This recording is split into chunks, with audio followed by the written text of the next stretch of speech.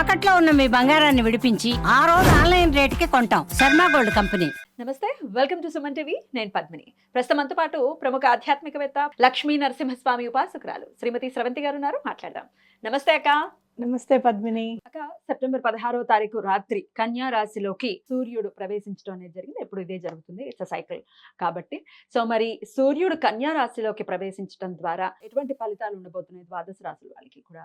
ఖచ్చితమైనటువంటి నియమాలను ఏమి పాటించాల్సి ఉంటుంది? ఇక నెక్స్ట్ ఆయన ప్రయాణం అంతా కూడా ఒకవేళ తులలోకి వస్తే నీచబడతారు, ఆబ్వియస్ గా మనకు తెలిసిందే. మళ్ళీ ఉత్తరాయణం పుణ్యకాలం వరకు కూడా ఒకంత ఆయన బలాన్ని కోల్పోతూ ఉంటారు అనేది వింటూ ఉంటాం. రైట్. ఆయన మన జాతకాలు తెలియవు, మనం ఏం చేస్తాం ఏంటి అనేది అన్ని పక్కన పెట్టేద్దాం. ప్రీతి కావాలి, ఆయన ప్రీతికి మనం పాత్రలు అవ్వాలి. ఎందుకంటే ఆరోగ్యం అన్నిటికంటే అట్టమోస్ట్ ఇంపార్టెన్స్ ఇవ్వాల్సింది ఆరోగ్యానికే. కాబట్టి ఆయన అనుగ్రహానికి మనం పాత్రలు అవ్వాలి అని అంటే ఎటువంటి విధి విధానాలని ఖచ్చితంగా అనుసరించాల్సి ఉంటుంది. ఇకపై అంతా కూడా ఏం చేయాలి అందరూ? ఇప్పుడు కూడా ప్రతి నెల సంక్రాంతి గనక చూసుకుంటే గనక మన జాతకాల్లో ఏమైనా గ్రహ దోషాలు అవన్నీ వెళ్ళిపోవాలన్నా కూడా, లేదు అంటే గనక ఏమైనా నెగటివ్ ఎఫెక్ట్స్ మనని ఇబ్బంది పెడుతున్నాయి, ఆ ఎఫెక్ట్స్ వెళ్ళిపోవాలంటే కూడా ప్రతి నెల వచ్చే సంక్రాంతి ఏంటి, దాని వైశిష్ట్యత ఏంటి, ఈ నెల రోజులు మనం ఏం చేయాలి, దీని మీద గనక కనీసం ఒక్క రోజున దృష్టి పెడితే ఆల్మోస్ట్ ఆ నెలంతా కూడా బాగా జరుగుతూ ఉంటుంది అనమాట. ఇంకా మనకి బాగుంటుందా బాగాలేదా అన్నది కాదు, మనకు ఒక రూల్స్ ఉన్నాయి. ఈ సంక్రాంతికి ఇది చెయ్యాలి, ఇది ఇంపార్టెన్స్ అని చెప్పి ఉంది.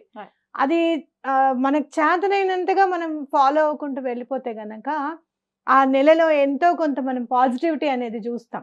ఎందుకంటే ఎప్పుడైనా సరే నేచర్ని ఫాలో అవుతూ ఉంటే కనుక, నేచర్లో జరిగిందంతా కూడా ఏది జరుగుతుందని తెలుసుకొని దానికి అనుగుణంగా మన దైనందిన జీవితంలో మార్పులు చేసుకుంటూ మనం ఏం చేయాలో చేసుకుంటూ వెళ్ళిపోతే ఇంకా ఆటోమేటిక్గా మనం నేచర్ మనకి మంచి చేస్తుంది అని ఖచ్చితంగా చెప్పుకోవచ్చు పద్మిని. ఈ కన్యా రాశిలోకి సూర్యుడు ప్రవేశించడం అని అంటే ఈ సంక్రాంతి దీనికి వైశిష్టత ఏంటి అని అంటే టూల్స్ కి సంబంధించిన ఇంపార్టెన్స్. టూల్స్ అనేసరికి టూల్స్ అంటే ఏంటి, ఎవరు బాగా గుర్తుకొస్తారు మనకంటే విశ్వకర్మ గుర్తుకొస్తాడు. అంటే పాండవులకి సైతం ఇల్లు ఎలా ఉండాలి ఏంటి అని చెప్పి మంచి ఆర్కిటెక్చర్ డిజైన్ చేశారని చెప్పుకోవచ్చు. అలాగే మనకి ఏ దేవీ దేవతల విగ్రహాలైనా కూడా ఆయననే చెక్కారు అని కూడా మనం తిరుపతి వెంకటేశ్వర స్వామిని కూడా ఆయనను చూస్తూ చెక్కారు అని కూడా చెప్తూ ఉంటారు. అందుకే దేవశిల్పి కదా ఆయన. అనుకోకుండా కోఇన్సిడెన్స్ ఏమో ఈ రోజు ఆయన జయంతి, విశ్వకర్మ జయంతి. ఒకటి పద్మిని, మన ఆలోచనలు కూడా అలాంటి శిల్పి రూపంలో ఆ చేతుల్లో ఉండి మన ఆలోచనలు గనక అలా చెక్కబడాలి అని గనక మనం దండం పెట్టుకుంటే మనకి ఇంకా అంటే చెడు ఆలోచనలు రాకుండా, చెడు వ్యసనాల జోలికి పోకుండా ఇలాంటి మార్పు రావాలి అని చెప్పి ఈ నెల రోజులు మనం దండం పెట్టుకోవచ్చు. అట్లాగే మనం ఎట్లయినా సరే శిలలమే, అవునా కాదా? మంచి శిల్పి చేతిలో పడి ఒక మంచి అంటే దేవతా శిల్పంలాగా మన మనస్సు చెక్కబడాలి అని అనుకుంటే కూడా ఆ భగవంతుడి చేతిలో మనం ఉండాలి. పనిముట్లన్నీ కూడా ఆయనవే, తీర్చిదిద్దుకోవాల్సిన బాధ్యత ఆయనదే. కదలకుండా నుంచోడమే మనం చేయాల్సిన పని అని కూడా గుర్తు. చాలా బాగా చెప్పారు. కదిలిపోతూనే కదా సమస్యలు తెచ్చుకుంటున్నాము. ఈ దిక్కుమాల కలియుగంలో 18 సెకండ్స్ కదలకుండా ఉండలేము అని చెప్తూ ఉంటారు. ఎట్లా మరి నిగ్రహించుకోవటం అంటే ఇంకా ఆయనకే ఇచ్చేయాలి. ఎట్లా అలా శరణు వేడాలి అని అంటే గనక మనలో ఉన్న మానిల్యాలన్నీ కూడా తొలగించుకోవాలి అని అంటే దానం ఒకటి చాలా ఇంపార్టెంట్. ఈ నెల రోజుల్లో మీరు కనీసం రోజుకొక ఫ్రూట్ దానం చేస్తే చాలా మంచిది. ఇది మనకి తెలియదు అసలు. ఒక్క 5 minutes పద్మిని ఆగు అని చెప్పాను కదా, ఇట్లా కొంచెం డొనేషన్ ఏమైనా చేయగలుగుతారా అని చెప్పి ఒకళ్ళు మెసేజ్ చేశారు అనమాట. అసలు మనకు తెలియదు, మనం కన్యా సంక్రమణం గురించి మాట్లాడాలని అనుకున్నాం. వాట్ ఇస్ ద సిగ్నిఫికెన్స్ అని మనం చదువుకుంటుంటే ఇది కనిపించింది. అంటే మనం ఒకసారి మనం ఏదైనా చెయ్యాలి అని అనుకుంటే గనక మనకంటే ముందే భగవంతుడు ఒక అడుగు వేస్తాడు మన వైపు అనేది గుర్తుపెట్టుకోవాలి. చాలా కోఇన్సిడెన్స్ అనిపించింది, నాకు చాలా హ్యాపీగా అనిపించింది. అంటే మనని ఎవరైనా సహాయం చేయమని అడిగితే కనుక వాళ్ళు మన కర్మని పరిపక్వం చేయడానికి వాళ్ళొక టూల్ గా ఉపయోగపడతారు అనేది కూడా మనం అనుకోవాలి. అంతేగాని చాలా మంది ఏమనుకుంటారంటే అబ్బా భలే అడిగేస్తారు, అలా అంటే ఈజీగా అడుగుతారో, నేనైతే అడగలేను తెలుసా, నా వల్ల కాదు, నా నోట్లోకి రాదు తెలుసా అడగడానికి. ఇంకా మూట కట్టుకోవడం ఈ మాటలన్నీ కూడా సహాయం చేయకపోగా. ఎవరైనా భోజనానికి ఇబ్బంది పడితే మాత్రం తప్పకుండా వాళ్ళకి సహాయం చేయండి. తప్పకుండా మీకు బ్లెస్సింగ్స్ ఉంటాయని చెప్పి గుర్తుపెట్టుకోవాలి. ఆ. అలాగే ఇక్కడ ఇంకో విషయం ఏంటి అంటే ఈ నెల రోజులు కూడా అనవసరమైన మాటలు మాట్లాడకుండా ఉండడం అనేది చాలా ఇంపార్టెంట్. Right. మనసుల్ని బాధ పెట్టకుండా ఉండడం అనేది చాలా ఇంపార్టెంట్. నువ్వు ఒక 10 రూపాయలు దానం చేసి ఒక 100 రూపాయల కర్మను కొనుక్కుంటే మనం ఏం చేయలేం. ఆ 100 రూపాయల కర్మ కేవలం నోటితోనే కొనుక్కుంటాం మనం, నిజంగా మాటతోనే. చెప్పాలంటే మాటలతోనే. ఇక్కడ ఇంకొక యాంగిల్ ఉందక్క. ఆ. ఇందులో కూడా మంచిని ఒకవేళ మనం చూస్తే అంటే నాకు అట్లా మాట్లాడటం కానీ అట్లా హర్ట్ చేయటం కానీ నా ఇంటెన్షన్ కాదు, అలా జరిగిపోతుంది. ఉమ్. తర్వాత నేను అయ్యో ఎందుకు అన్నాను అని బాధపడుతూ ఉంటాం. ఈ రిగ్రెట్ అనేది ఉంటుంది. ఎట్లా మార్చుకోవాల్సి ఉంటుంది? స్ట్రైట్ ఫార్వర్డ్నెస్ అంటాం దాన్ని. ముక్కుసూటితనం అండి అని అంటాం. ఈ జనరేషన్ లో ముక్కుసూటితనం అనేది ఒక పాజిటివ్ గాను, కాంప్రమైజ్ అనేది నెగటివ్ గాను అయిపోయింది. If you're compromising with someone, people will portray that you are not eligible for that. అంటే దేనికి నువ్వు ఇంకా వేస్ట్, అన్నిటికీ కాంప్రమైజ్ అయిపోద్ది ఏంటి అన్న ఫీలింగ్ లో మాట్లాడతారు అన్నమాట. అదే స్ట్రైట్ ఫార్వర్డ్ గా మాట్లాడామనుకో, ముక్కుసూటిగా మాట్లాడుతుంది తప్పు తెలుసా? ఒకరు అని మొదలు.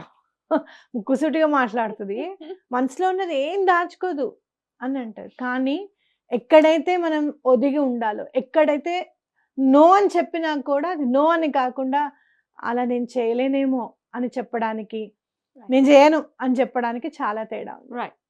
చాలా తేడా ఆ ఉంది. చిన్న సాఫ్ట్నెస్ సాఫ్ట్నెస్ అనేది ఉండాలి. ఆ, వాటర్ కి sensitiveness. కాదు సాఫ్ట్నర్, మాటలకు కూడా అవసరం. అవును.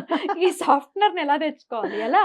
ఎలా తెచ్చుకోవాలి, ఎలా అలవర్చుకోవాలి అని అంటే గనక అవతల వ్యక్తిని ఎటువంటి పరిస్థితుల్లోనూ మనసును బాధ పెట్టకూడదు అని గనక మనం నిర్ణయించుకుంటే Hmm. తప్పకుండా ఆ సాఫ్ట్నెస్ అనేది అలవాటు అయిపోతుంది మనకి. ఏది కూడా స్ట్రైట్ గా నో చెప్పకూడదు అని గనక మనం డిసైడ్ అయితే గనక తప్పకుండా మనం చేయగలుగుతాం అనేది గుర్తుపెట్టుకోవాలి. నొప్పించక తానొవ్వక తప్పించుకు తప్పించుకు ధన్యుడు తిరుగువాడు సుమతి. ధన్యుడు సుమతి. ఊరికే చెప్పలేదు, ఇది ఇప్పుడు మాట కూడా కాదు. అవును.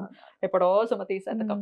అంటే ఇది ఊహించారు. మీకు ఇట్లా ఇంకోటి చెప్పనా, ఉండబోతుంది. ఇలా పర్సనాలిటీ డెవలప్మెంట్ అవ్వాలి అని అనుకుంటే గనక సామెతలు ఏమన్నా ఉంటే గనక సామెతలన్నీ రాసుకోండి. ఒక్కొక్క సామెతని డిస్కస్ చేసుకొని పిల్లలతో డిస్కస్ చేసుకుంటూ ఉంటే గనక లైఫ్ లో చాలా మాత్రం పర్సనాలిటీ డెవలప్మెంట్ క్లాసెస్ అయిపోయినట్టే. ఇంకా అది ఇంప్లిమెంటేషన్ కూడా వస్తుందంటారా? తప్పకుండా తప్పకుండా. రైట్. నాకు చిన్నప్పుడు నేను తెలుసుకున్నది ఆలస్యం అమృతం విషయం అని అంటారు.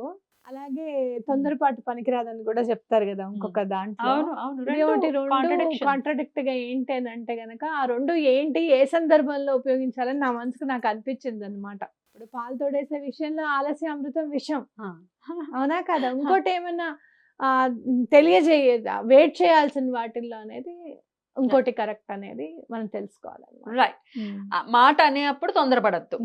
తొందరపడద్దు. Hmm. దేనికంటే అక్కడ ఆలస్యమే అవసరం. ఆలస్యం అవసరం. అది రైట్ అక్క. డొనేట్ చేయమన్నారు కదా, ఏమేమి డొనేట్ చేయొచ్చు అనేది food grains, Hmm. Food grains donate చేయండి. అట్లాగే మీరు మెడిసిన్స్ డొనేట్ చేయండి. Hmm.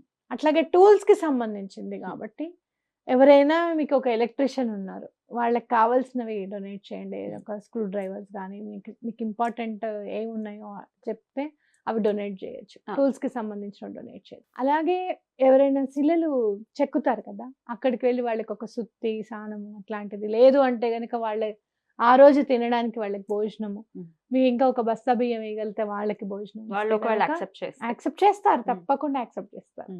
తప్పకుండా యాక్సెప్ట్ చేస్తారు.